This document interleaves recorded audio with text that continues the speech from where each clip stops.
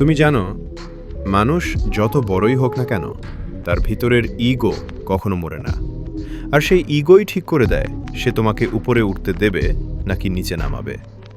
পাওয়ারের প্রথম আইন বলে, কখনোই তোমার থেকে বড় মানুষটাকে ছাপিয়ে যেও না।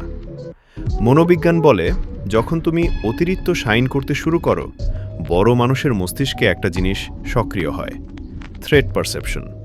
মানে, সে অনুভব করে তুমি ওর অবস্থানটাই নিয়ে নিতে পারো, আর তখন থেকেই সে তোমাকে থামানোর উপায় খুঁজে। এটা মানব স্বভাব। কেউই নিজের চেয়ারটা হুমকির মধ্যে দেখতে চায় না।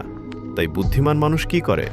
সে নিজের ক্ষমতা লুকিয়ে রাখে না, কিন্তু এমনভাবে দেখায় যেন সে যা করছে সবই বড় মানুষটার পরামর্শে, তার নেতৃত্বে।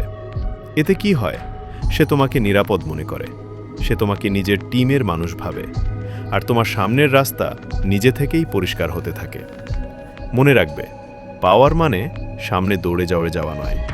পাওয়ার মানে চারপাশের মানুষের ইগোকে বুঝে এগোনো।